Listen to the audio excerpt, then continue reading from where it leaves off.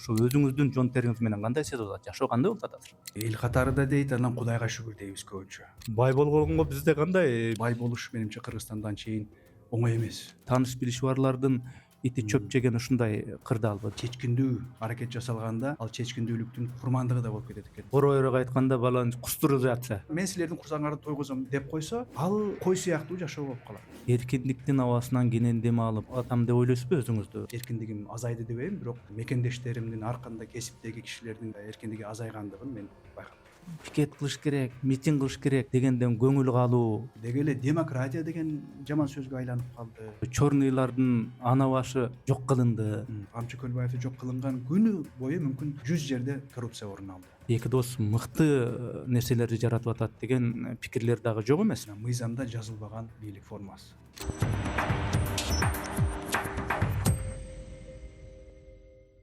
Саламатсыздарбы, урматтуу көрүүчүлөр, ушул подкасттын көрөрмандары, катталуучулар. Бүгүнкү ушул кезектеги маектин мейманы, коногу Эмиль Жороев. Саламатсызбы? Кош келипсиз. келдик. Эмне үчүн сизди чакырдым? Анткени саясаттануучуну, политологду эмне үчүн чакырат? Анткени өлкөдөгү ички саясаттын күнгөй тескейин, саясаттын өтмүшүн, келечегин талкуулоо үчүн чакырат. Сизди тааныштырып, демейде мен өзүм тааныштырам. Бирок жалпы жонунан сизди саясаттануучу, политолог деп тааныштырдым. Өзүңүздү тааныштырып койсоңуз, кайсы жерлерде билим алдыңыз, кайсы жерлерде иштедиңиз кыскача? Чоң рахмат чакырганыңыз үчүн. Эрнест мырза, мен үчүн бул чоң сый келип сиздин конокторуңуздун катарына кошулуп калуу.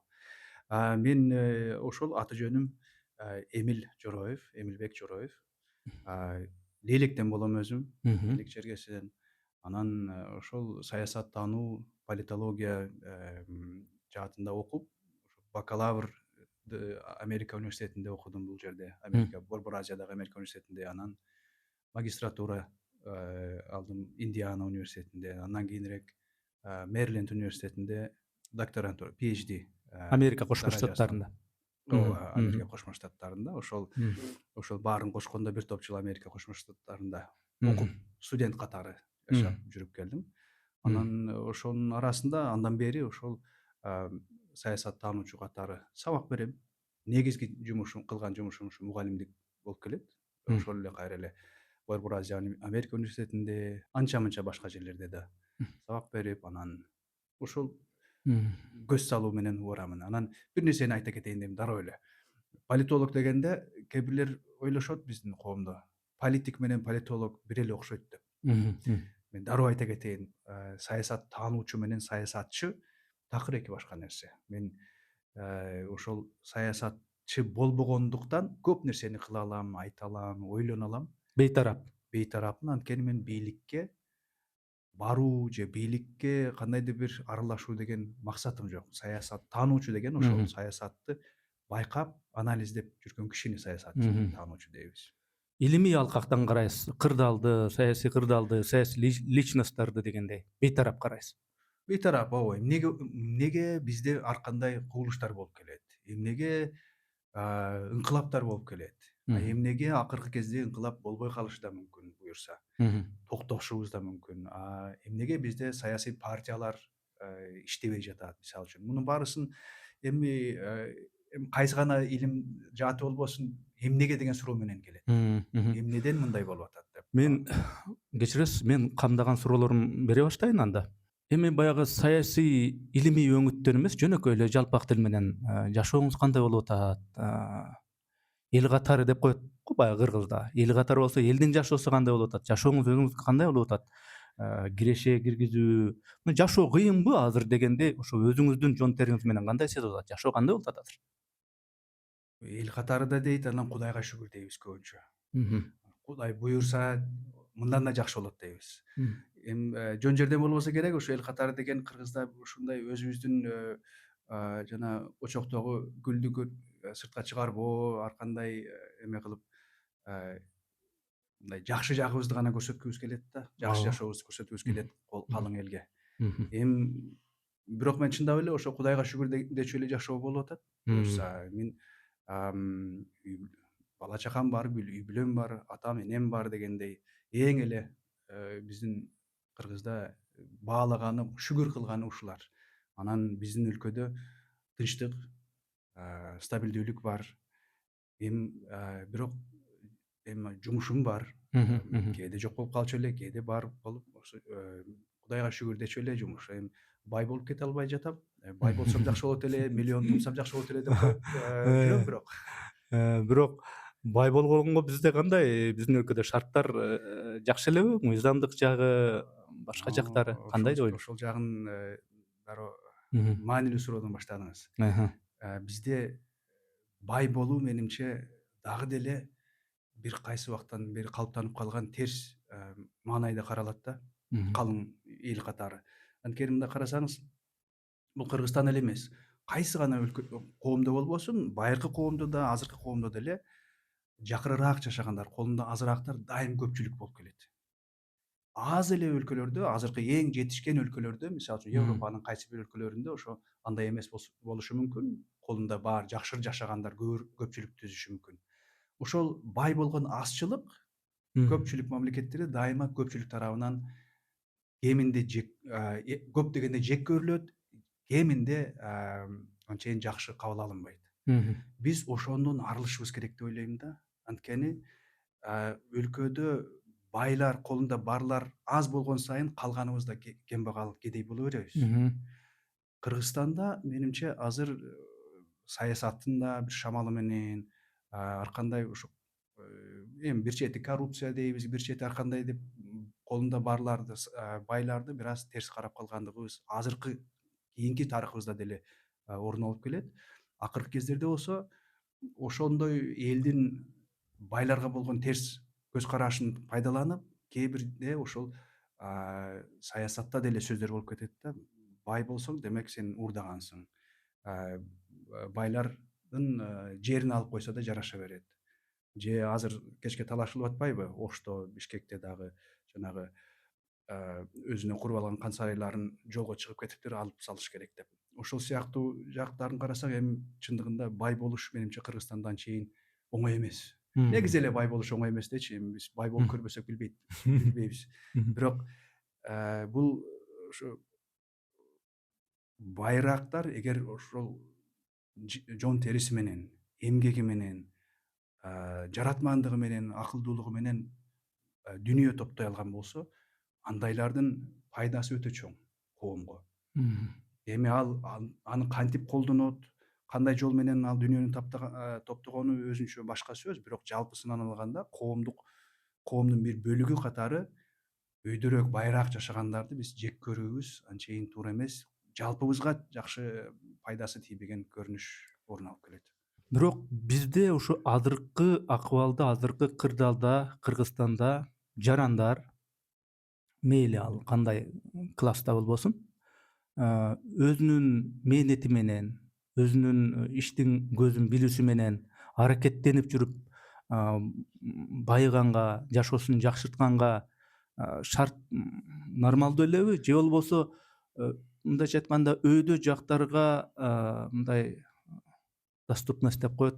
Ошол өйдө жактарда таанышы бар, тааныш билиши барлардын ити чөп Мгм. жеген ушундай кырдаалбы бизде? Кандай деп баалайсыз? Ам, Менимче акыркы кездерде ошол биз өлкөдөгү бийлик күчтүү болду, тартип орноду, стабилдүүлүк орноду деп келеатабыз го. Ошонун бир эпкини дейбизби, тийип аткан бир жери бул Мгм. а, мыйзам үстөмдүгүнө болгон ишеним бир аз тайсалдап калган учур.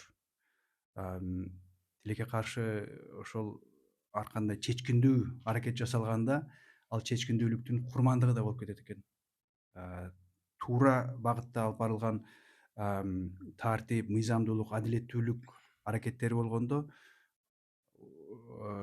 туура эмес кишилер да калып ошонун торуна түшүп калган учурлар болот экен. Мисалы үчүн азыр ошол бирөө инвестиция кылам десе, таза акчасын, таза тапкан акчасын, таза булактан тапкан акчасын бир жерге салам десе, менимче көбүрөөк ойлонуп калды. Эгер бул жерге, могул ишке, могул заводко, могул же ресторанга акчамды салсам, миллион доллар салсам, мисалы үчүн, анын бир күндө же бир жылда же 2 жылдан кийин эми калыптанганда бул мыйзамды бузуусуң, тиги мыйзамды бузуусуң деп же алып калбайбы, же тартылып алынбайбы деген суроо менимче мыйзам ченемдүү эле болуп калды. Бирок эгер так ошондой таза жол менен, таза мыйзамдык негизде түзүлүп жаткан иштер менимче болуп эле жатса керек, өзгөчө ошол майдараак, кичи ишкерликтер алып барылып жатат. Менимче ошол биз ушул жагын бийлик, мамлекет ушул жагын менимче бекемирээк карашыбыз керек. Ошол эгер таза иштесең, мыйзамдуу иштесең, салыкты мыйзамдуу түрдө төлөп турсаң, сага эч ким эч кандай тоскоолдук кылбайт, кепилдик берилет деп. Куру сөз эмес, далили менен. Анткени сөз менен албетте бийлик айтып келет, бирок көбүн эсе ошол бүдөмүк жагдайда күн сайын эле угуп атпайбыз дээрлик, баланча объекти мамлекетке кайтарылып берилди. Тигил объект мамлекетке кайтарылып берилди. Бул бизнес төлөдү деп. Оройураак айтканда баланча кустуризация. Кусту. Кустуризация деп башында айтып келгиле, акыркы кезде байкасаң ошол сөздү колдонбой калдык. Жакшы эле болду эми. Кыргызда менимче андан жакшыраак деле, Жакшыраак сөздөр. жагымдуу деле сөздөрүбүз бар го. Ооба, туура. Бирок ошону ушундай жаңылыктарды укканда дайым билгим келет. Эмне себептен, мыйзамдын кайсы негиздемеси менен, кандай жолдор менен кайтарылып алды же төлөндүрүлдү деп. Ошондой болсо менимче калган бизнеске катышам, ошо бай болом дегендер менимче бир аз ишенимдүүрөөк аракет кылышмак да. Өлкөдөгү калктын жашоосунун жакшырышында ушул коомдогу орто класстын калыптанышы, орто класстын деңгээлинин жакшы болушу маанилүү. Аны ушул саясаттануучу катары өзүңүз жакшы билесиз. Биздеги орто класстын акыбалына кандай баа берет элеңиз? Бизде жалпысынан эми орто класс деп айтуу да өтө кыйын, анткени так бир ченем жок да. Жалпысынан алганда бир карасаң, Орто класстын бар экени деле күмөндүү ошондо. эми орто класс жок болуп калбайт эч качан. Эми дайым бар.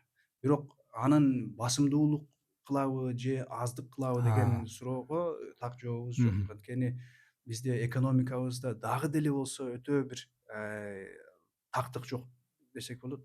Байларыбыз канча, бай дегенди кайсыл өлчөмдөнүүдө бай деп эсептейбиз, аларыбыз канча пайыз түзөт, кедейлерибиз канча пайыз түзөт деген. Кедейлер боюнча бир аз бар, анткени эл аралык аракеттер негизи эле ал кедейлик менен күрөшүү алкагында статистикабызда бар. Мисалы үчүн эң өскөндө могу ковидтен кийин кедейлердин пайызы 30% ашып калды эле. Бул деген өтө чоң өлчөмдөгү кедейлик. Эгер ошондой болсо, анда орто класс деле ошонун төгөрөгүндө ошондон бир аз көбүрөөк болушу мүмкүн. Бул деле бирок орто класс деп мисалы үчүн жумушу бар, туруктуу жумушу бар жана айылына үй бүлөсүнө мисалы үчүн 50.000 таап келди дейли. 50.000 менен азыр орточо үй бүлө жашай алабы деген суроо туулат. Анткени 50.000 тапканды биз мисалы үчүн кедей деп айта албайт болушубуз керек. Бирок жашоо өтө кыйын. Ошон үчүн жана май көздүн башында жашооңуз кандай болуп атат деп ошол нерсеге кыйтык бердим да. Мына элдин арасында, өлкөдө, ушул масс медиада, соц тармактарда, интернеттеги ушул маалымат булактарында эми жашоо акыркы кезде жакшырып атат, курулуштар салынып атат, өзгөрүүлөр болуп атат, өсүштөр болуп атат деген ушундай маалыматтар көп. Анын канчалык деңгээлде пиар экени, канчалык деңгээлде реалдуу экени эми бул талаштуу суроо албетте. Сиздин баамыңызда ошол өзгөрүүлөр, алга жылуулар, өсүштөр сиздин жеке үй бүлөлүк жашооңузда сезилип атабы? Деги эле сезилип атабы? Жеке менде анчейин сезилген жок. Эми бир четен айта кетсем, ошол бир жумуш өзгөртүүгө туура келди. Так 1 жыл мурда. Мисалы үчүн мурдага иштеген жерим жабылып калып, кайсы бир деңгээлде айласыздан жаңы. Бирок кайра эле ошол өзүмдүн тармагымда иштеп жатам. Бирок жалпысынан мен айтар элем, өзгөргөн жок. Мүмкүн кайсы бир деңгээлде ушу инфляциянын, жашоо кымбаттаганы бул ачык нерсе. Менимче ар бир киши сезип атат. Эми дүйнөдө болуп аткан нерсе, эч жерде арзандаган жок эч нерсе. Бизде деле ошол инфляция болуп атат. Тапкан акчабыз ал инфляциянын ылдамдыгы менен жетише албай жатат. Эгер ошо орточо алган нерсебиз 15-20% өссө, тапкан акчабыз анчалык өскөн жок. Мгм. Өссө. Бирок мен мындай дейт элем. Жалпысынан ошо сиз айтып атпайсызбы? Жашоо жакшырып атат. Мына ата энем менен эле ар күн ара сүйлөшүп калсам, ошо сын айткандар көп болуп атат, бирок карашпайбы, көрүшпөйбү? Мына мектептер салынып атпайбы? Имараттар салынып атпайбы? Деп өзүңүздүкүлөр эле айтып атабы? Меникилер эле айтып Ошо атат, менин ооба. дагы айылдагы аксакалдар, Ооба. туугандар, абамдар Мгм. анан мен өзүм негизи мындай көбүрөөк критика кылам. Ооба. Туугандарым мени көбүрөөк критика кылат да, анан айтат да: "Жакшы өзгөрүүлөр болуп атпайбы? Жолдор салынып Ооба. атпайбы? Айлыктар көтөрүлүп атпайбы?" деп атат. Ошон үчүн суроо берип Мен атам. ушундайда бир эме деген бар да, өтө теорияга кетип калбайттырмын. Э, Көп нерсени биз бир улутубуз үчүн сыймыктанганда же бир өзүбүздүн түздөн түз пайдабызды көрбөсөк деле башка нерсени, өлкөдө болуп аткан нерсени көрүп алып суктанганыбыз бул бир Мм. чети жакшы, бир чети бул элестетилген жакшылыктар. Мгм. Анткени биз бир больницаны курулуп атканын көрдүк, бирок өзүбүз мүмкүн эч качан барбайбыз. Ал башка шаарда, башка айылда болушу мүмкүн. Бирок өлкө үчүн ыраазы болуп коебуз. Мен айтар элем, өлкөнүн чыныгы өнүккөндүгү баарыбыз, ар бир кожолук, ар бир үй бүлө жашоо жакшыланып бараткандыгын, өйдөлөп бараткандыгын сезгенде чындап жакшы болот. Бизде эме кыргызда дайым бата бергенде деле, анан калууда деле жөнөкөй нерселерди эле айтабыз. Жакшы жашоо каалайбыз. Жашооң жакшы болсун дейбиз, бакубат жашайлы дейбиз. Эми өзүнө сурай келгенде, менин үй бүлөм бакубат эле жашап атабы? Кечээгиден бүгүн жакшыбы деген суроого позитивдүү ооба деп жооп бере алсак, демек жакшы менимче. А эгер ошол балан жерде, башка бир жерде бир акчасы каяктан келгенин билбей деле калып атабыз, ар кандай нерселер курулуп атат чындыгында. Эми билген туура жакшы болмок эле. Бирок ошол эме больницалар курулуп атышат, мектептер курулуп атат, бул жакшы. А, ГКМБнын имараттары курулуп атат. Билбейм, бул деле бир жетишкендиктин, көз карашынча жетишкендиктин бир белгиси болсо керек. Бирок ошонун баарысы жеке катардагы жарандын жашоосунун жакшырылып баратканына салым кылып атабы? Маселе ошондо менимче. Мгм. А, Эркин өлкөдө эркин ойлоп, эркин иштеп, эркиндиктин абасынан кенен дем алып атам деп ойлойсузбу өзүңүздү? Жарандардын ушул багыттагы акыбалын кандайча баалайт элеңиз эркиндик маселесинде? Эркиндик маселеси бул бизде бир чети өтө бир чоң баалаган нерсебиз чындыгында. Биз биз эркин элбиз деп дайыма көкүрөк кагып келебиз. Эркиндик менимче чыныгы качан эркиндик? Бул күчтүүгө карата, бийлик болобу же башка бир өзүңдөн күчтүүгө карата сын пикирди коркпой айта алсаң, каршы боло алсаң, ошол менимче эркиндик. Бул мен ойлоп тапкан жокмун. Менимче учкул сөздүн бири бир автору Роза Люксембург экен, социалисттердин бир андан башка деле айткан болсо керек. Бирөөнү мактоого, күчтүүнү мактоого, күчтүүнү жактоого, жанашууга ал көп деле эркиндиктин кереги жок экен. Мм. Аны жөн деле мактап кое берсе болот Мм. экен. Мм. Ошол жагынан алганда менимче сындоого болгон эркиндик бизде эми журналисттердин акыбалын көрүп атып, Мм. оппозиция деген ошол саясий майдандагы бийликтен сырткары жүргөн, бийликти сын көз караш менен караган кишилердин акыбалын көрүп атып, негизи эле ошол бийликтин аракетин, анткени эң күчтүү тарап бийлик, эми кайсы гана өлкөдө болбосун азыр бизде. Ошол бийликтин аракетине сын сөз айтуу менимче азайды. Жок эмес, бирок азайгандыгы менимче анык. Мм. Өзүм жана башында айттым, саясатчы эмес болгондуктан ошол аналитикалык көз караш менен ушундай болуп атат деп жанагы байкоочу көз караш менен караганга мен албетте эч кандай эркиндигим азайды дебейм, бирок жарандар, мекендештеримдин ар кандай кесиптеги кишилердин эркиндиги азайгандыгын мен байкап турам. Мм. Эми эркиндик маселесин айтып атабыз. Ошол мындай бир эркиндик болуш керек, эркин сөз айтылыш керек, эркин пикирлер айтылыш керек.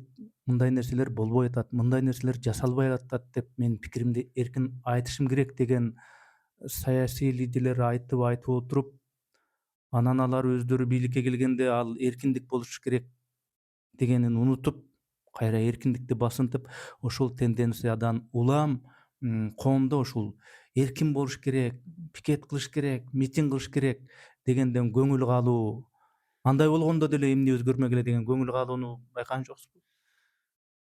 Э, көңүл калуубу же мүмкүн башынан эле түшүнбөй келгенбизби, баалай албай келгенбизби? Менде ошондой байкоо болуп атат. Эркиндикке кошо дагы бир топ адам укуктары деген, укуктун эмне кереги бар? Бизге ал тамак бышырып берчү беле деп. Же деги эле демократия деген жаман сөзгө айланып калды. Мм. Андайлар кайсы бир пайыз элибиздин арасында, бардыгы эмес, кайсы бир элибиздин бөлүгүндө менимче анчейин кош көңүл кеминде, а кээ бирлери ачык эле каршы чыккандар бар. Менимче бул көбүн эсе туура эмес түшүнүп алгандыктан. Эмнеге туура эмес түшүнгөндүгүндө ар бир жарандын өзүн да күнөөлөө туура эмес. Анткени билимди биз бир жерден алышыбыз керек. Билимди бизге ким берип атат деген суроо келет. Мен айтар элем, мындай ушундай абстрактуу эркиндик, укук деген, адилеттүүлүк деген абстрактуу нерселерди дайыма биз өзүбүзгө өтө конкреттүү түрдө түшүндүрүшүбүз керек. Эркиндик бул бир нерсеге, биздин жакшы жашообузга болгон муктаждык. Бул жөн гана абстрактуу жана мен ушул эркин болуп чындасам жакшы болот эле, же эркиндигим менен жана адам укугу деген да абстрактуу болуп кетип атпайбы? Ошол бир конкреттүү пайдасын түшүнө албасак, анда баалашыбыз кыйын. Эркиндик эмнеге керек? Эркиндик ошол жакшы жашоо үчүн ар бир адамдын каалаган, эңсеген жакшы жашоосу өзүнө жараша. Мага жараша жакшы жашоону каалоо үчүн мен өзүмдүн көз карашымдан өзүмдүн сөзүмдү айтышым керек, өзүмдүн оюмду, пикиримди кошушум керек. Эгер бийликпи же жергиликтүү бийликпи же бир кайсы бир башка бирөөсү силер камырабай отура бергиле, жата бергиле, жатып, мен силердин тамагыңарды, сууңарды берем, унчукпай отура бергиле, эркиндигиңер силерге да кереги жок, мага тем более кереги жок. Негизи Силердин келсе эркиндигиңер. курсагыңар токпу болду дегендей. Курсаңар, мен силердин курсаңарды тойгузам деп койсо, ал кой сыяктуу жашоо болуп калат. Мал сыяктуу жашоо болуп калат. Мгм. Мал деле каалагандай эркин бир жагына басып барып оттогусу келет, бирок аны биз уруп турбайбызбы? Бул жакка оттобо, сен тиякта отто деп. Кошунанын багына кирип барба деп. Мгм. Ошол сыяктуу эле менимче адам ушу малдай жашоо болбош үчүн, курсак ток болсо болду, бирөө урбаса болду деп жашоону каалап калсак, анда эркиндиктин жоктугу ошол. Анда Мгм. ошондой эркиндик жок болгондо анда бир күн келип тамак да келбей калат. Анда мүмкүн болушу, бир күн келип бирөө уруп токмотоп кетиши да мүмкүн. Мындай образдуу айтканда да. Же курмандыкка кетип калышы мүмкүн мал. А, Ошол сыяктуу демократияны деле так ошондой түшүнүшүбүз керек. Бул демократия деген бир батышты ыраазы кылыштын жолу эмес, Мгм. маселеси эмес. Мгм. Демократия деген ушу Аристотельдин айткан экен деп ошого умтулуу эмес. Демократия деген биздин жашообузда бизге кандай жагымдуу жашоо керектигин өзүбүз катышуу аркылуу, сүйлөшүү аркылуу түзөбүз, аныктайбыз жана ошону ишке ашырабыз деген сөз. Мгм. Демократиянын ушундай конкреттүү пайдасы болбосо, анда мен деле ага туруп кол чапмак эмесмин. Мгм. Мен жалпы элдин атынан элде мындай деп атат, эл тигинтип атат деп айтпай эле коеюн. Бирок элдин арасында ушундай бир маанай бар. Ал жалпы маанай болбошу мүмкүн. Коррупционерлер кармалып атат четинен. Мына каралар дүйнөсү, черныйлардын ана башы жок кылынды. Жанагы мүлктөрдү өздөрүнө менчиктеп алгандардын мүлктөрү кайтарылып атат. Бул жакшы. Айлыктар аздыр көптүр өсүп атат, пенсиялар өсүп атат, көтөрүлүп атат деген ушундай маанай бар да. Анда бул эмне, бул реалдуулукту көрбөбү же жөн эле элдик баюу бир акыбалбы Же болбосо кандай? Сиз келечекке болгон ишенимиңиз кандай? Мунун баары реалдуулук эмеспи? Кандай баалайсыз? Мунун баарысы бул айтылып аткан сөздөр чынында кенен тараган. Жана эле мен деле айтып атпаймынбы, менин деле үй бүлөмдө ошондой көз карашты каранып турушат, карманып. Менимче коомдук жашоо килейген бир чоң мамлекетпиз чынында, кичинекей биз деп ойлогонубуз менен. Мамлекеттин жашоосунда күн сайын миңдеген же мүмкүн миллиондогон аракеттер болот.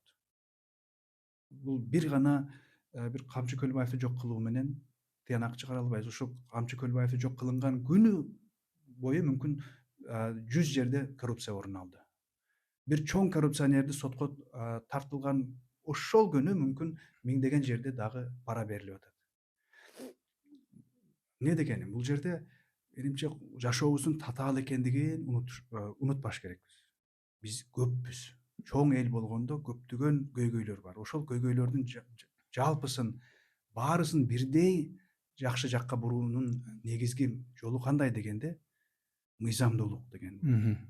Биз ошол мыйзамдуулукту талап кылсак, мыйзамдуулук болуп атабы, орун алып жатабы деген суроого так жана оң жагына жооп бере алсак, ошондо туура болмок. Анткени конкреттүү бир индивидуалдык маселелерди чечип койгондо жана мен айткандай башка маселелер калып калып атат. Бул мыйзамдын мааниси ошол. Баарына бирдей. Ар бир коррупцияга бир мыйзам, ар бир кылмышка бир мыйзам ишке ашырылат. Ошол мыйзам ишке ашырылса, ошол мыйзам түбүнө жеткирилсе жакшы. Анан албетте мыйзамсыз же мыйзамы жок иш аткарылбайт деп ишенебиз. Мисалы үчүн мына Камчыбек агай дагы, ККМдын башчысы, бир сүйлөп атып, Камчы Көлбаевди өзүм айтканмын аткыла деп, анан кийин сөзүн оңдободу. Мыйзам бар албетте, бул мыйзамдын чегинде болгон деп. Ошол биздин коом катары биз үчүн маанилүү болчу нерсе бул ар бир кыймыл мыйзамдын негизинде болуп жатабы же мыйзам аркасынан келип анан кийин актап жатабы деп. Эгер ар бир кыймылыбыз мыйзамдын чегинде жасалып, ошол мыйзамдуулугу бизге айкын болуп, анык болуп жатса, ошондо менимче бул жанагы эл оозундагы ыраазылык, жакшылык иштер чындыгында жалпыбызга бирдей баардык ушундай терс көрүнүштөрдүн жолун бөгөттөп жакшы жакка жөнөп атат деп ойлойбуз. Бирок Камчы Көлбаевди жок кылуу дагы кайсы бир деңгээлде мындай чечкиндүү аракеттей туюлат да. Менимче бул чындыгында өтө ар кандай жагдайлары бар.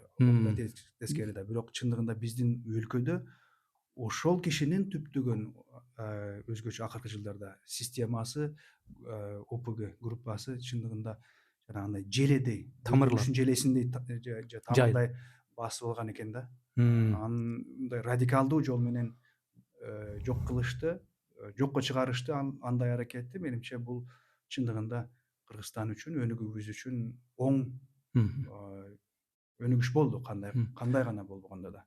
Акыркы убакта байкасаңыз, көчөдө жана плакат кармап алып, Ак үйдүн алдында, башка өкмөттүк имараттардын алдында, Горькийдин айкелинин жанында тиги кетсин, бул кетсин дегендей ушундай пикеттер, митингдер сейрек дээрлик жок десек да болот да. Бул эми ошол митинг, пикет өткөрүүнүн зарылчылыгы деле болбой калды. Жашоо акырында өзүнүн нугуна түшүп атат десе болобу? Менимче жарым жартылай. Биринчиден эми сиз айткан көрүнүштөр эмнеге дээрлик болбой калгандыгынын бир себеби биз соттук чечим менен мына 3 жылдан ашып калды, бөгөт коюп тыюу салып келатпайбызбы? Бишкектин соттору жалган айтпасам 22-жылдын мартынан баштап, жанагы Украинадагы согуш башталгандан баштап ар мөөнөтү менен бүткөн сайын жаңылап коюп, протест, тыюу, ошондой пикеттерге, демонстрацияларга тыюу салынып келет Бишкек шаарында. Ошол Горький сквери гана калган, бакчасы гана калган, Максим Горький. Бул бир, бул эң менимче түздөн түз болгон бир нерсе. Экинчиден, менимче көптөгөн ошо протест, нааразылыктар онлайн формасына өтүп атат. Facebook'ка өтүп атат, TikTok'ка өтүп атат, Instagram'га өтүп атат. Эмил мырза, ушул жерден кыстыра кетейин. Ооба. Мен да ошону айтайын деп атам да. Мм. Көчөгө чыкпай калды, ошону кошпой кетиптирмин.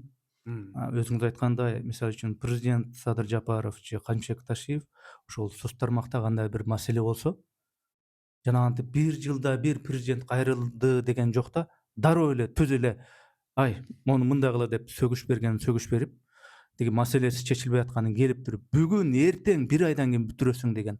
Бул эми жакшыбы жаманбы мен айта албайм. Уланта бериңиз. Ал онлайнын ошол нааразылыгыбызды ошол жака айтып атабыз. Эгер өтө көп нааразылык айтылса, ошого жараша бийликтин кулагына жетип ал сөз аракеттер кылынып атат. Кече жакында эле мына бир зөөкүр жигитибиз бар экен. Айзерек деген айымыбызды ушундай айбан десем, айбанга жаман сөзүм тийбесин дейм. Ушул бир киши өз аялын өлтүрүп койгондо, бирөө ошону сөз кылып, туура эле кылган, өзүңөр эми ар кандай болбогон бир сөздү айткан үчүн сотко тартылыптыр. Ал эл ошентип дүүлдөп ал сөздү көтөргөндүктөн. Эгер эч ким унчукпай эле ушундай болуптур деп эле кеткенде, мүмкүн ал деле сотко тартылмак эмес, жоопко тартылмак эмес. Бул бир. Анан үчүнчүсү менимче жанатан бери айтып атпаймынбы? Мүмкүн биз демократияны, эркиндикти бир аз өткөн жылдары 90-чу жылдардан баштап бир аз туура эмес өңүттө колдонуп келгенбизби дейм. Анткени демократия жана эркиндик бул жаратуучулукка, жаратмандыкка түрткөн мүмкүнчүлүктөр болушу керек эле дейм да. Бизде ошол жагынан алганда мүмкүн бир аз түшүнүп келатабызбы? Кетсин деген бизде термин да пайда болбоду, кетсинизм деген. Ошо кетсин деген слоган менен, кетсин деген уран менен муну кетирип, тигини кетирип биз бир нерсени куралы, бир нерсе болсун деген лозунгдар азыраак болуп, бирнемелер болбосун, кетсин деген урандарыбыз көбүрөөк болчу көчөгө чыкканда. Мүмкүн бир ошол жагын түшүнүп атабызбы дейм. Бирок канткенде да мен бир нерсени айта кетейин дедим эле ушул суроонон келип чыгып атат. Ошо протесттердин да ашыкча болуп кетпеши үчүн, нааразылыктын ашыкча бир деструктивдүү, конструктивдүү эмес, деструктивдүү жагына өтүп кетпеши үчүн менимче эң негизги муктаждык бул бийлик менен коомчулуктун ортосундагы үзгүлтүксүз, күнүмдүк түрдө болгон диалогу, сүйлөшүүсү. Эгер монолог эле болсо, бийлик бир деңгээлде өзүнүн сөзүн гана айтып келе берсе, эл өзүнүн сөзүн гана айтып келе берсе, ортодо бир жолугуу болбосо, сөздүн жолугуусу болбосо, ал туура эмес болот. Анда ар кандай мүчүлүштүктөр, ар кандай терс көрүнүштөр, негизи эле мамлекеттик өнүгүү орун алуусу өтө кыйын андайда. Ошону мен биз жана сиз айтып аткандан улам айтам да, анткени президент деле бат эле чыга коет, Facebook'та бирдемке деп жооп берет, эгер дүүдү кеп болуп атса. Ташиев мырза деле жооп берет, же башка министрлер деле жооп берет. Президент өзгөчө бир эмеси бар. Өзү маанилүү деп сезген бир суроо пайда болсо, кабардын жанагы атын деле тилдин учунда турат, чакыра коюп, ошого бир бүркүм сөз жообун берип коет. Бул жакшы. Бирок бул көбүн эсе өзгөчө ошо кабарга берген сөздөр көбүн эсе мындай диалог эмес, монолог болуп калып атат да. Анткени ошол журналист берген суроого жооп бергенден кийин ага кошумча тактоо суроо болсо дейсиң. Дагы да бир аз толугураак жооп болсо жакшы болот эле аттиң деп каласың көбүнчө. Ошондон пресс-конференция деген мааниси ошол мисалы үчүн керек болчу. Же болбосо деле мындай жанагы кагаз бетинде эмес, видеодо сүйлөшүү. Жалпы эле бийлик деген бул Жапаров менен эле Ташиев эмес да, президент менен эле анын бийлик деген айыл башчыларына чейин жеткен бир система. Анын ар бири ошол диалогду алып барганда, менимче ар бир жаранын көз карашы угулуп, пикири угулуп, биз жакшыраак бир узакка карай, келечекке караганда жакшыраак жерге жетмекпиз. Учурдагы Кыргызстандагы саясий башкарууну саясий өңүт менен кандай деп атайт элеңиз? Эл арасында бул тек гана оройураак, кополораак айтканда бул эки достун башкаруусу делинет да. Муну жаман эмес, кайра сыймыктанып, эки дос жакшы иш кылып атат. эки дос мыкты нерселерди жаратып атат деген пикирлер дагы жок эмес. Муну айтып коюш керек. Мгм. Ошол эле учурда э, башка бийлик органдары, бийлик бутактарындагы баланс кайда калат? Мыйзамдар буякта калып эле президент, анын улуттук коопсуздук комитетинин жетекчиси мындай айтса мындай болот, тигиндей айтса тигиндей болот, мындай. Алар кандай түшүнсө, ошондой кетип атат деген дагы көз караштар жок эмес. Туура. Ушул жакшы болуп атат деген, ошол эле учурда жакшы болбой атат деген ушул өңүттөгү көз караштарга бааңыз. Менимче чындап бизде өзгөчө бир бийлик формасы орун алып келатат. Ошо уникалдуу да. Эми ооба теория жагынан бирөөлөр айтат супер президенттик система орун алды дейт. Бул жанагы жаман тилдөө катары эмес, бул жөн гана ошол баардык бийлик бутактары келип ашкере түрдө президенттик офиске барып байлангандыгы, көз карандылыгы андан. Бирок чын келгенде иш жүзүндө биз ошол эки достук бийлик формасын көрүп атабыз. Бул эми уникалдуу нерсе болуш керек. Кыргызстанда буга чейин болуп көргөн жок. Бир жолу бир тандем бийлиги деп бир кыска убакыт болду эле Бакиев менен Кулов. Кулов. Узакка тараган жок. Ал мындай жөн гана эки атаандаш күчтөрдүн утурумдук бир келишими болгон болчу. Ал тарап кетти. Азыркы эки биздин эң маанилүү жетекчилерибиздин ушу эки достугу менимче чындыгында ошол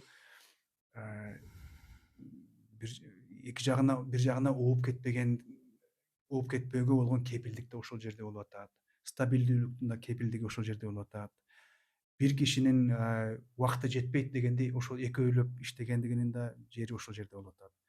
Бир чети албетте анан эки достук деген негизи кыргызга кайра эле жанагы ар кандай экен, дуумвират экен, же супер парламентаризм деген изимдерден бери туруп эле кыргызча эле эки дос бийлиги деп эле койгон элге да мындай жеткиликтүү болуп атат. Өзүбүздүн эле тилде ушундай эле бийлик деп. Мен бир эле мандем бар дейм да бул жерде. Бул Конституцияда биздин кайра эле жана мыйзамда жазылбаган бийлик формасы. Ар биз эки президенттин дагы, УКМК жетекчисинин дагы мыйзам чегинде жазылган ыйгарым укуктары бар. Конкреттүү расмий орундары бар бийлик бутактарында. Бирок өзгөчө, мисалы үчүн биз азыр президент мындай кылды же УКМК жетекчиси мындай кылды эмес, Жапаров мындай кылды, Ташиев мындай кылды деп жеке ушул эки киши гана колунан келе турган иштерди көрүп атабыз да. Эгер башка катардагы кайсы бир УКМК жетекчиси болсо мындай болмок эмес эле. Бул деген бир чети жакшы, бир чети ошол кооптондурган жери бул мыйзамда жазылбаган, мыйзам менен толук кандуу камтылбаган бийлик формасы болуп атат да. Бул эмнеси менен коркунучтуу, кооптуу? Анткени эгер кандайдыр бир мыйзамга каршы келген же мыйзам көзөмөлдөй албай турган аракеттер болуп кетсе, ага эч ким эч кандай жооп бериши мүмкүн эмес. Анткени достук деген бул мыйзам менен камтылбайт. Достук деген эки кишинин ортосундагы жанагы мамиле. Анын үстүнө эмне мырза, мында 30 жылда болбой аткан иштер жасалып атат деген ушундай көбүрөөк сөздөр айтыла баштабадыбы? Бир чети буга чейинки режимдерди менен фамилияларды биз айтпай эле коелу. Биз кырдаалдарды айталы. Буга чейин мисалы үчүн бүтүрүп, мисалы үчүн жолду бүтүрүп коюш керек десе, же көпүрө салып коюш керек десе, мектеп салыш керек десе, бюрократия. Президент айтат, өкмөткө дайындайт, антип жыл өтөт, 5 жыл өтөт, 6 жыл өтөт. Ошондой бүтпөгөн иштер, ошондо бюрократиядан толуп отуруп, анан ушул кырдаалга келди. Биз айтып аткан эки дос келди дагы. Кайсы маселе болуп атат? Көпүрө салынбай атат. Салынсын көпүрө. Кайсы маселе болуп атат? Жол маселеси болуп атат. Салынсын. Бир айда бүтсүн. Нокатын жолу.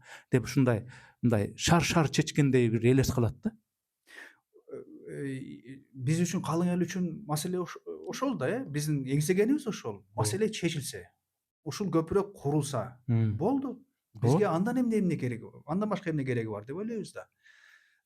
Бул албетте эң чоң жетишкендик, өзгөрүү жана ошол буга чейин болуп келген бийликке салыштырмалуу, бийликтин аракетине салыштырмалуу албетте артыкчылык, Мгм. чечкиндүүлүк, бат ошо результат көрсөтө билгендик жана башка. Эми биз аны колдонуучу катары, жана потребитель деген сөз бар бизде Керектөөчү. орусча, керектөөчү катары, колдонуучу катары, ошол бийликтин кызматын колдонуучу катары биз албетте отуруп аларман катары Кардат. товарды алып атабыз. Мост курулду, мектебибиз оңдолду же салынды, жолубуз оңдолду, чырагыбыз, лампочкабыз күйүп турат. Биз ыраазыбыз, анткени ошол биз товар жеткирилип атат. А эгер ээ катары, кожоюн катары карасак, анткени мамлекеттин кожоюну деген эл да, анда биз ошол товардын келгендигин гана эмес, ал кайсы жерден келаткандыгын, кандай сарптоо менен келаткандыгын, кандай чыгым болгондугун, бул качанга узай тургандыгын билгибиз келет. Демек, Анткени мунун баары, бул ар бир биздин алдыбызга келип турган результаттын кесепети болушу мүмкүн, анын жол жобосу болушу мүмкүн. Ошонун баарысын билүү менимче бул бир аз андан кийинки этаптагы суроода коюла турган суроо. демек, Садыр Жапаров менен Камчыбек Ташиевди биздин кожоюнубуз катары эмес, бир 5 жылгабы, 6 жылгабы, 4 жылгабы шайланган элдин ишеними менен, элдин акчасы менен, айлыгы менен сен могу көпүрө салып бер, жол салып бер, могу иштерди кылып бер деп убактылуу шайланган мандикер катары көрүш керек экен да.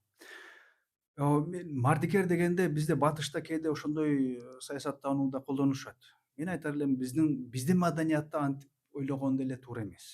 Биз андай, биз жетекчилерибизди жетекчи катары көрөбүз. Статусун коюшубуз керек. Лидерлерди лидер катары эле көрөбүз. Аларды биз силер биздин иштөөчүлөрүбүз деп айта албайбыз. Андай бизге деле жакпайт, өзүбүзгө делечи.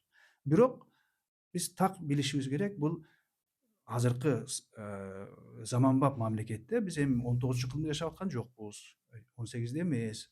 Заманбап мамлекетте ар бир бийлик орун алып аткан киши ошол ченемдүү мыйзамдардын негизинде келет.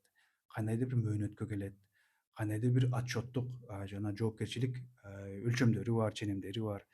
Анан максаты ошол мамлекет үчүн, эл үчүн, ар бир жаран үчүн жана жалпы эл үчүн пайдалуу, керек болгон иш аракеттерди алып баруу, мамлекетти өнүктүрүү. Конституциябызда да жазылып турат, негизи эле мааниси ушул, бул мамлекет биздики, 7 миллион кыргыз элиники. Ошол мамлекетти башкаруу, жетектөө керек биздин ошол жетекчилерибиз бар. Ошол жетекчилерибиз ошол туура алып барып атабы, жакшы жетектеп атабы, 10 жылдан кийин, 20 жылдан кийин катасы чыгып калбай тургандай кылып алып баратабы деген суроолорду коюу, бул эл, мамлекеттин ээси катары элдин менимче укугу дагы, милдети дагы. Эл менен ошол бийликтин диалогу деп айттыңыз жана. Ошол диалогдун бир түрү бул жанагы митинг аркылуу, пикет аркылуу, плакат көтөрүп, ошол аркылуу болчу. Бирок анын көпчүлүгү негедир ушул соц тармакка, интернеттеги жанагы медиаларга өтүп кеткендей болуп атат деп дагы сөз кылдык. Ошол эле учурда эгер көчөдө жанагындай оппозициялык маанайдагы ошондой сөз айтылбаса бийликке карата, анда жок дегенде парламенттин ичинде оппозициялык фракция айтыш керек деп. Бирок биз азыр карасак эми чын айтканда оппозицияда андай деле парламентте андай деле оппозициялык мындай сүр байкалбайт да. Ушул оппозиция боюнча сиздин пикириңиз? Оппозиция жок десек болот. Менимче жалган болбойт. Кыргызстанда парламентте эмес, парламенттен сырткары деле дээрлик оппозиция жок болуп калды. Бул Алардын баары бийликке кетип калдыбы же кандай болуп калды? Бул эки жагынан деле бар да себеби. Бир чети эми баарыбыз байкап тургандай, бийлик ушунчалык күчтүү болду, оппозицияга жай деле калбады.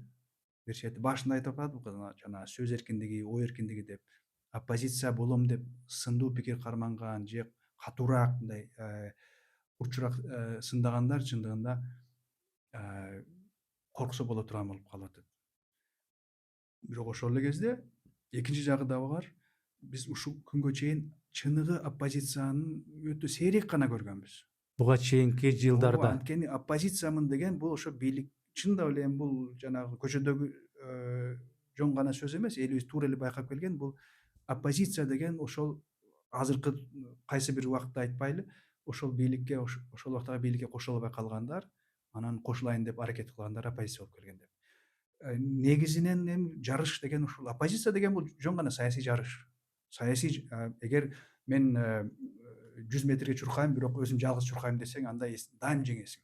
Жаныңда эч ким Мгм. атаандаш болбосо. Мгм. Оппозиция деген бул атаандаш саясат болуш керек. Ал менимче өтө керек, анткени Мгм. так ошол атаандаштыкта биз өзүбүздүн ылдамдыгыбызды да өлчөнөй алабыз, жетишкендигибизди да көрө алабыз.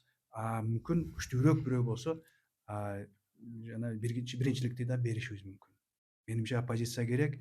Тилекке каршы бизде ар кандай себептер боюнча жок азыр. Демейде бизде критика, сын айтылганда, бийликке сын айтылганда ушундай көнүмүш нерсе да. Бийлик мынтпей атат, тигинтпей атат, критика айтуу. Оппозицияга ал майда оппозициябы, кумурскадай оппозициябы, же андан да кичинекей оппозициябы, же потенциалу чыга турган оппозициябы, ошого карата сиздин кандай сыныңыз бар? Ойгото турганбы же мындай түз айта турганбы? Ооба.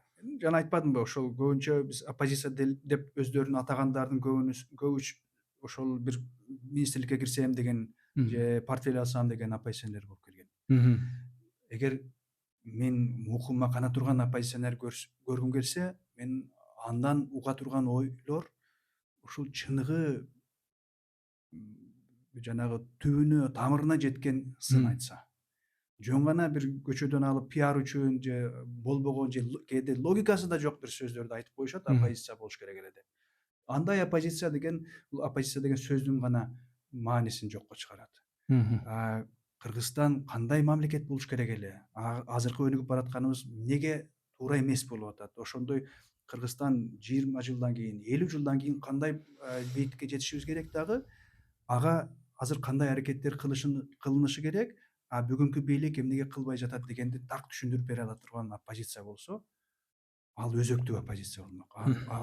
Аны укса боло турган оппозиция болмок. Мгм. Эркиндик жөнүндө жана айтып кеттик. Эми эркиндик дегенде биз эркинбиз деп айтып койсок эле, кагазга жазып койсок эркин болуп калбайбыз да. Мына саясий мотивдер менен түрмөдө абактып отургандар бар, чыкканы бар, камалып атканы бар, журналисттер бар дегендей. Ошол эле учурда түрмөдө отуруп алып эркин ой жүгүрткөн адамдар бар. Эркин жүрүп, бирок кулдук аң сезим менен жашагандар бар. Такай кимдир бирөөгө кул болгусу келипчи. Ушу кул мүнөздүү, кулдук аң сезим тууралуу эмне айта аласыз? Мен эмне деп айта алам? Биринчиден, кул мүнөздүк, кулдук аң сезим бул билимсиздиктен келип чыгат го дейм. Сабатсыз. Сабатсыздыктан. Биз мындай муну диагноздоо да өтө кыйын экен. Билимсиз адам өзү билбейт экен мен билимсизмин деп. Бирок азыр заман ушундай болуп баратат. Билими тайыз адамдар мындай эле шамал четке кагып койчудай болуп баратабыз. Менимче эркиндик деген жанатан бери айтып атпайбызбы? Эркиндик бул адам өзүнүн көөдөнүндө сезген жана мага Мгм. толук кандуу жашоо үчүн бул эркиндик абадай керек Мгм. деген бир сезим конкреттүү бир сезим болуш Мгм. керек. Бул жөн гана абстракция эмес, философия эмес. Бул адамга келген керек болгон жашкы жашоого керек болгон муктаждык болуш керек. Мен азыр эми жана сиз айттыңыз, чындыгында мен бир топ журналисттерди камакта көрүп атабыз. Керек болсо өтө бир терс көрүнүш, ушул бирөө бир кылмышка шектелсе деле убактылуу жана сотко чейинки камакка, арестке салып коюп атабыз. Бул деле соттоло элек адамды жазалоонун бир жолу болуп калды. Прокурор айтса эч качан бир да сот жок, муну үй камагына эле чыгарып койсок болот деп сот бир да чечкени эсимде калган жок акыркы 2-3 жылдан бери. Бирок ошону менен эркиндигин жок кылып атабызбы биз ал Мгм. кишилердин? Менимче сиз туура айтасыз. Ал кишилердин көпчүлүгүнүн арасында эркиндик оту өчүп калган жок. Мгм. Алар кээ бирлери мына чыгып китептерин жазып чыгып атат ошол жерден. Жашоону тереңирээк түшүнүп чыгып атат. Андан да курчураак ойлор менен чыгып атышат. Эркиндикти биздин жашоодо бийлик менен коомдун ортосундагы мамиледе ошол эркиндикти жандандырган, эркиндикке жол берген, аны ага колдоо берген бир диалог, жанагы биз айткан мамиле болуш керек деп ойлойм да. Эркиндикти басмырлаган, эркиндикти ары бери түрткөн, эркиндик ашыкча болуп кетип атат деген сыяктуу мамиле болгондо биз, менимче, жанагы сиз айткандай билимди четке кагып, түшүнүүнү четке кагып, ошо ляппай деп кол чаап эле турган коомго карай шилтеп калабыз кадамыбызды. Мен эми өзүм берейин деген камдаган суроолордун баарын берип бүттүм. Өзүңүздүн айта турган кандайдыр бир көөдөмдөгү бир ойлоруңуз жокпу? Болсо Көөдөндө ойлор көп, албетте. Мен бир нерсени айтайын деймин. Жана эркиндик жөнүндө сүйлөштүк, бийлик жөнүндө сүйлөштүк, коом жөнүндө сүйлөштүк. Ушулардын баарысынын төгөрөгүндө бир актор бар. Бул жаран деген.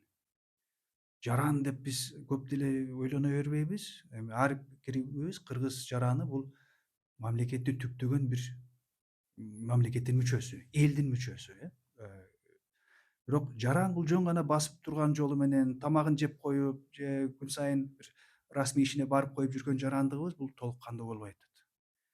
Толук кандуу жарандуулук сезими бул ошол өлкөдө эмне болуп аткандыгын сезип, баам салып, мындай сындуу талдоо көз менен баам салып тургандыгыбыз чыныгы жарандыкка жетишмек. Андай жаран болуш үчүн кайра бир чети эркиндик керек, экинчи чети ошол өлкөгө, коомго, өзүң үй бүлөңдөн баштап өлкөгө чейин болгон кайсы бир жоопкерчилик сезим болуш керек. Андайды каяктан туудурабыз деген маселе. Кантип жөн гана жаран ошентип келе кала эле жоопкерчилик сезе баштайт же башка ишин таштап коюп эле өлкөнүн камын көрө баштайт деп. Ал үчүн кайра бийликтин, жетекчиликтин бир чоң вазифасы бар деп ойлойм. Бул күн сайын ар бир жаранды сен элиң үчүн, сен биздин мамлекет үчүн керексиз деген сезимге түртө билүү. Эгер ар бир жараныбыз, сен мисалы үчүн бийликти мактаган жоксуң, бирок сен керексиң. Сен моунга макул болбой жатасың, бирок сен да керексиң. Сенин да пикириң бизге керек деген жанагы жандуу, жана көкүрөгүңдөгү отуң менен жаран, сен мамлекетиң үчүн, биз үчүн, өлкөбүз үчүн сен күн сайын керексиң деген бир аракет болсо, жөн гана куру сөз эмес, ошол аракет боюнча менен, саясат менен ошондой сезим жандандыра алсак, менимче жана ошондо эркиндиктин да мааниси ордуна келет. Тартиптин да мааниси ордуна келет, бийликтин да мааниси ордуна келмек. ошол эркиндикти эми тапшыруу пайда болуп атат да. Эркиндикти, ошол нерсени, ошо сиз айтып аткан компоненттерди, ошол ышкыны ошондой кылыш керек деген. Аны бизге ким берет? Бирөө алып келип береби ошондо? Же жетекчиликтен көз карандыбы бул нерсе? Ким берет аны бизге? Ким бизди ошентип ким жулкулдатып ойготуш керек? Же ким бирөө алып келип "Ме сага ошонун баары" деп береби же ким? Эркиндик деген ооба сурооңуздун мааниси туура жактан келип атат албетте. Эркиндикти эч ким жанагы табакка салып алып келип бербейт экен. Эркиндикти ким бирөөлөр айтат, эркин болуп көрбөгөн эл эркиндиктин маанисин билбейт эч качан деп. Мындай ойлоп көрсөң, эми бир чети өтө бир демотивация кылган ой экен ал. Эми тилекке Кудайга шүгүр дейбиз, биздин элибиз эркиндикти да көрүп келген эл. Эркиндикти көргөн эл, ал эркиндигин бирөө тартып алса, аны жоң берип койбой турган эл деп айтышат. Эркиндик деген албетте бул жана ошо күрөш аркылуу, каршылык сөз аркылуу, Кээде кан төгүү аркылуу. кээде кан төгүлүү аркылуу жетишилген нерсе баалуулук. Башында айттым, мактоо үчүн, бирөөгө жагынуу үчүн эркиндиктин кереги жок. Сындоо үчүн керек. Сындоо үчүн деген ошого коркпой турган шарттар болуш керек. Демек биз ошол эркиндикти, бирок кайра эле жана башында айтып атпаймынбы, биз ошентип келгенди кооз сөздөр, эркиндик үчүн күрөш деп. Кайсы бир жаран айтат да, киши айтат да, макул күрөшөйүн эркиндик үчүн. Анын эмне кереги бар? Мен эркиндикти мен чайнап жута аламбы? иче аламбы деп. Ошону түшүнүшү керек. Эркиндик бул так ошол чайнап жута ала турган, иче ала турган тамагыңды камсыздоо үчүн керек болуп калчу нерсе. Анткени эгер эркиндикти толук бойдон жок кылсаң, анда бара ошо мал сыяктуу жашоого жетип калабыз деп. Мгм. Андыктан албетте эркиндикке күрөшүүбүз, умтулуубуз керек.